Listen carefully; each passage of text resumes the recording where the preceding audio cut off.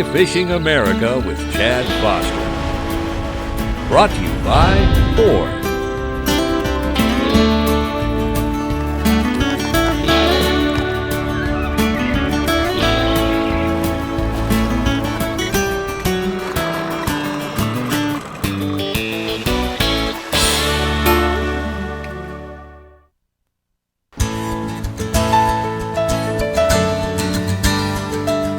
For a fly fishing enthusiast, a trip to Montana is the stuff that dreams are made of. And as Chad Foster can attest, the magic of Montana fly fishing is grounded in the lifestyle here. Fishing in Montana is not like fishing anywhere else. I mean, Montana is the mecca of fly fishing. It's got a mystique about it that's been carried on for years and years. So you can't think about this place as just being a place to go fishing. I mean, it's a place to experience a different kind of life between the wildlife and the people. I spent 4 months in Montana one time, and I thought I'd never want to leave. And it wasn't because of the restaurants or the fishing, it was because of the people. For Virginia businessman Tommy O'Connor, fly fishing in Montana is a big step in a relatively young pursuit. An avid outdoorsman and longtime Ducks Unlimited supporter, Tommy and Chad first crossed paths at a fishing lodge in Alaska, where they both had designs on the big salmon of our northernmost state. Perfect. I couldn't talk. All right. Woo! Son. Look at that guy run, man. Don't get much about this, does it? But this is Tommy's first time casting the big sky trout. There it is. Got it. I just love new adventures and new places to go. The thing I like most about fly fishing in Montana, not only the fish, but the scenery, and the people are so nice out here, and it's just a great place to go, and it's so accessible from the East Coast. And if Montana truly is a dream for fly fishermen, Ruby Springs Lodge co-owner Paul Moseley is living that dream each and every day. When you travel outside of the state and you come back, you realize how incredible this place is and how fortunate we are to be able to live in this part of the world. It's a place that's captured my heart, and I'll always be here. Find the fish before you throw. You'll see his tail wagging. Yeah, I see him. See him? Yeah. Let's get a little bit more of the right here. Oh, I know. And I'm walking down the river and I see a guy like Paul who knows fishing as well as anybody, and all of a sudden I see him come to a screeching halt, and he's on his knees, and I know he's not praying. I think we found some fish, and that's when, for me, the adrenaline rush starts, and you start thinking, okay, am I going to make the right cast? Or am I going to place the fly right? Is the fish going to eat? Am I going to be able to hook it? Will I land it? All of those things go through your mind, which is, to me, the excitement of actually fishing as much as catching the fish itself. Coming over. He ate it. Great big fish. Look at this guy. All right. Look at this guy, man. Oh, I'm surprised you don't have that fish in the net yet. He took How big was that? Look, grab the fish! Swing that tip and just bring it down in the pool. Here. Oh, you could have just picked him up. There he goes. Oh, no. Keep him out of there. That's the way to do it. Dive in there. Yes, baby. All right. Nice. Pretty well. Fat rainbow Chad. If I could tell you Wow. how sure I was that I was going to lose that fish. I'm telling you. God. He moved a half over to take it. Yep. Did you see his mouth open? This is a sport that requires some skill, and you can get better at it the more you do it, and the more you practice, the more you'll improve. So there's never a time that I have ever felt like I knew as much as I want to know. It's a good opportunity to grow in a sport, and fishing in a place like this gives you every bit of that. There he goes. Look how skinny that water is. I mean, you look at this. It barely covered his back. When I hooked that fish right here, look at this. 8 inches? Shoot. Not even that. 6? 6 inches of water where that fish was sipping. That's unbelievable. You sit out in the river by yourself for 3 or 4 hours and catch some fish, and yeah, it's relaxing, but you spend 3 or 4 hours with Tommy O'Connor, and you're talking about a whole different level of enjoyment. I got an idea. Let's see if Tommy O'Connor can put me in the photographer's position and catch a big fish. You don't think it's two dumb ones in the same stream, do you? Only way to find out, buddy. Chad's big bow has him feeling his oats. Will Tommy be able to knock him down a peg or two? Oh, I just saw a fish eating that slow water, Tommy. Did you? Right in that kind of school. Ford Division's Fly Fishing America with Chad Foster is brought to you by Ford. If you haven't looked at Ford lately, look again. By High Drift Boats, the drift boat built by fishermen for fishermen. And by Sims, manufacturers of quality waders, vests, and outerwear for the serious sportsman.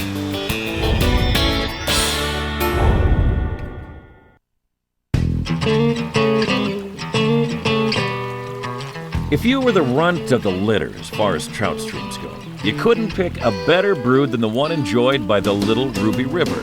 Smack dab in the center of the hallowed river family, marked by the Madison to the east, the Beaverhead and Big Hole to the west, and the Jefferson to the north, the Ruby is often overshadowed by its big-shouldered siblings.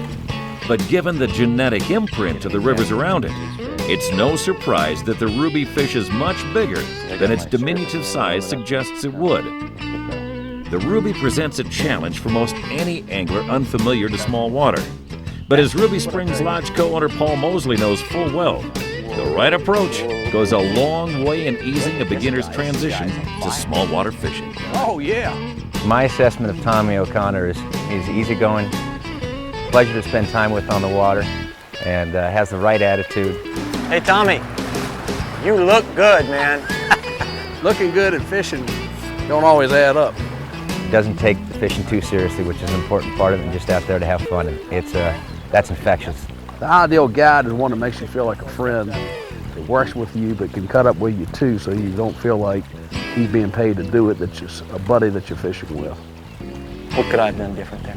Not a thing. Come on, just tell me. Just lay it straight on me. I want to hear it. Say it a little bit louder. Shut up. I fished with Tommy in Alaska before, had as much fun as I've ever had, and so the idea of fishing with him again made all the sense in the world. And You know, that cast right there, it was a good spot. You didn't like it and you ripped it out. This kind of water, yes!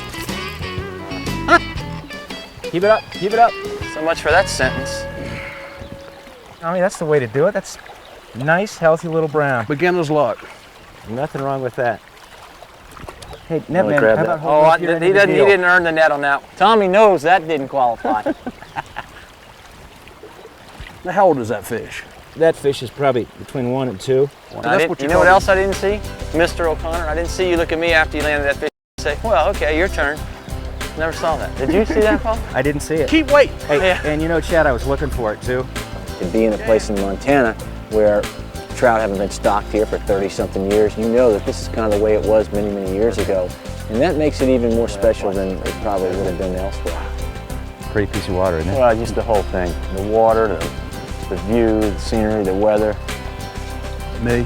My friend Tommy. Now tell me what the Woodsons are doing with this property. I understand it's going to go into a foundation or something. Yeah, the Woodsons have put into the, donated the property to the Montana Land Reliance, and they put together a foundation and raising funds so they can buy the development rights and keep more of the river corridor intact without having to be subdivided. And that's going to be money that's going to be available to landowners in the Ruby Valley. That's awesome. So you'll be able to fish this water forever. Absolutely. That Got was it. fish right there. And this is why you want that to Absolutely. happen. You know what?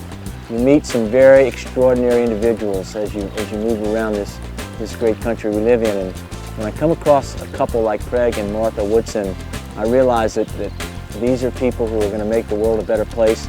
More than anything, I think these are people who are incredibly unselfish and they're not so worried about having a lot of things, but they're much more concerned about making things better for other people. Craig and Martha Woodson have devoted much of their recent time to proving that good ranchers can be good conservationists. Combining innovative techniques with the accrued knowledge of local ranchers, they've turned their 1,100-acre ranch into a showcase of projects that both restore wildlife habitat and contribute to the well-being of the ranch itself. The Woodsons have donated the ranch to the newly formed Ruby Habitat Research Foundation, so it will serve as a model for conservationist ranchers for years to come. Les Gilman is the executive director of the foundation. Craig and Martha Woodson are just exceptional. They've just been so important to this valley in the short time that they've been here. They've taken on a passion for the small town and for the agricultural community, the people that live here. I just have the deepest respect for them and for what they're doing here. Jeez, that fly fell out. That did. Pop Yeah, out. that's about an average fish, Tommy. But look at the red on this. Oh, the Yeah. spots are beautiful. Huh? Brown spawn in the fall, and so they start to get these nice fall colors with it. All the colors on the fish start to get a lot more pronounced. All right, buddy. You ate the wrong fly today, but you get to go home and try some real fly. Oh, that's it. Oh, he swam right back into the net. Look at that. Look at that. Chad's trout mojo is flat out working. He's got fish double netting themselves. Will Tommy find a similar groove? Yeah. Take that and lay it down, Tommy. Good. Nice cast, right? Guidelines. Fishing tips from fishing professionals are brought to you this week by Scientific Anglers, the science behind your art. The Ruby River in south central Montana is considered one of the top small water trout fisheries in the state. Chad Foster and his fishing buddy Tommy O'Connor have already learned that small water can mean big fish, and the lessons don't stop there. It's real important as we approach these fish to get really in a stealth mode. And as you were just walking right there, you were pushing a fair amount of water with your boots. I want you to pick them up and put them down a lot more gently as we move up here. They can hear us, maybe. They can hear us from there, absolutely. People really underestimate how important it is in approaching fish in a nice, quiet manner and sort of getting in that hunter mode. It's as important as making that first cast. All right, Tommy, you see this fish at about 30 feet over here? Yeah, on the right. Yep.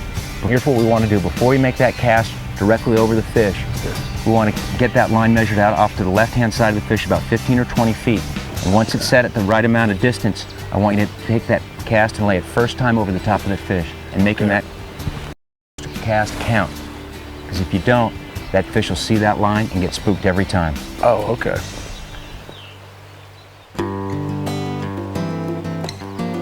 The mysticism that envelops fly fishing can run to the pretentious at times, but it's grounded by the trait that defines all worthwhile endeavors. Fly fishing is a pursuit in which perfection is unattainable, and it rewards those who possess the will to learn. That cast left. Good. There you go. Nice fish. Keep it tight. Boy, that's a nice big fish right there, Tommy. Let's try and get him to the reel. I'll hold it. Keep the tip up. Let that fish run when he wants to. Tip up, now reel. I'm kind of waiting for someone to tap me on the shoulder and tell me my turn's up because I get paid to do this. It's just great. I absolutely love taking care of people, spending time with them out in an incredible part of Montana. And it just boils down to it's a labor of love. Let him run. Let him run. Nice big fish, Tommy. Okay, keep it right there. Swing that rod up to the left there. Okay, try and keep his head up if you can there, Tommy. He's in the basket. All right. Way to go. Nicely done. Thank you. Great fish. All right, Tommy, hold that for a sec, will you? Boy, that's nice ruby brown right there. He's kind of upset what you did to him, Tommy. Let's pay back what his relatives have done to me. There we go. Fell right out. Pretty fish. Isn't that terrific? All the yellow and gold. Nice fall colors on him. Pretty fish. Look at that. Fantastic. Nice, healthy. Yep. A ruby brown. He's gonna go right back, join his friends right in the river. Thank you. Very nicely done. Let's go see if there's another one. Tommy's beautiful ruby brown has Chad's competitive juices boiling, and he's looking to go big up top for a big one All right, down Chad, below. you can see where it dumps into this hole right here. I do, sir. Let's just lay that hopper right at that drop off. Let it drift in there. I'm gonna let my hopper sit in the grass here for a minute, just to kind of feel at Natural. home. Yeah.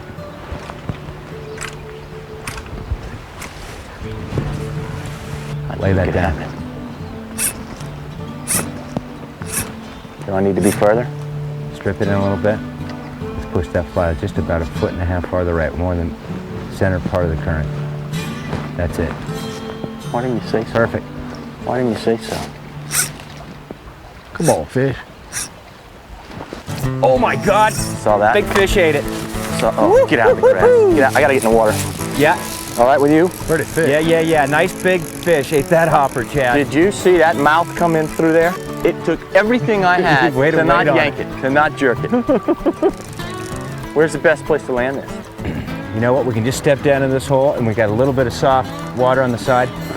This is a big enough fish that I really don't want to horse him on that. Let's just walk down and pick up some slack as we're coming towards him. Tighten up on him a bit. Yep. Oh, look at that beautiful rainbow. Nice big bow. Got him? Got him. All right, pretty work. That is a nice big buck right there. It's the hardest thing in the world, dry fly fishing, to try to wait for him to eat it and then close down on it. I mean, good gracious. Let me see this guy. Oh, that's it. Oh. Pretty fish. Look at that snout. That is what we call a bruiser right there. Terrific fish. Male fish. All right. What do you say we put him back in, give him a drink? I just can't believe that fish was sitting right there. That's something. I was dying to throw a hopper. Dying, I tell you. He tore it up when he hit it. Chad's got a firm hold on bragging rights so far, but there's a fish out there that will decide the matter once and for all.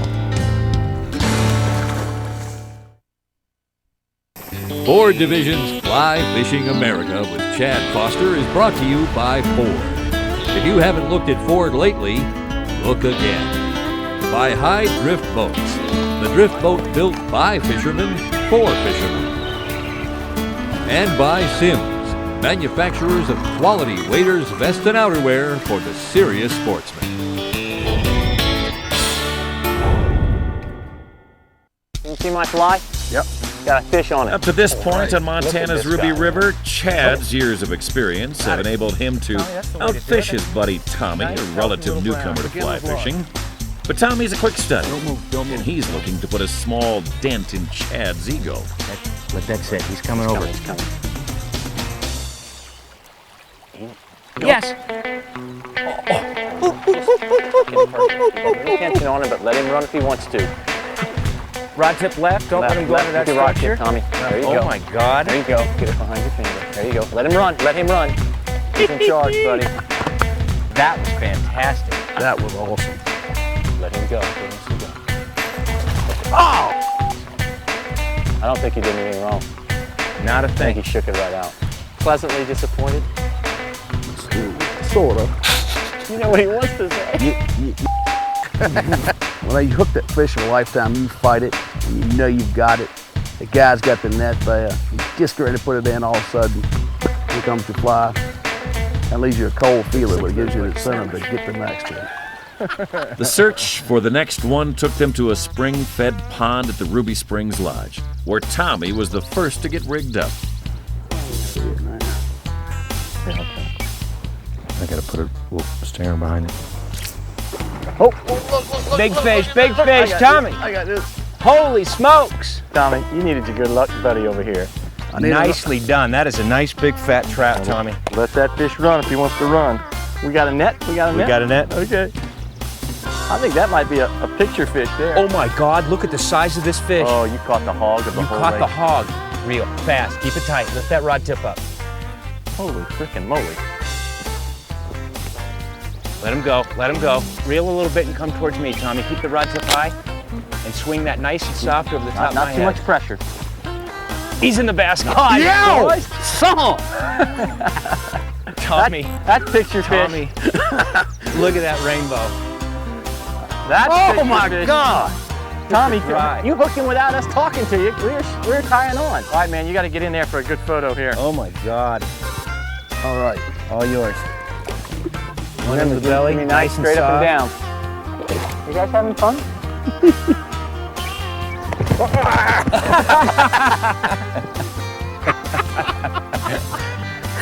let's try that one I more was time. a point guard. You see where I got it in there? Try that one more time. How's the fish? You want to let him rest? Look at that, man. I'm going to get a shot. Ready, guys? 1, 2, 3. The true test of a good trip for me is when I get home and I talk about it till my wife goes crazy, and all I do is plan on my next visit back there. That's a good trip. You know what you are? You missed the fourth quarter. You missed the fourth quarter. Look at that thing. Look at that. Strong as an ox. Thank you. Nicely done.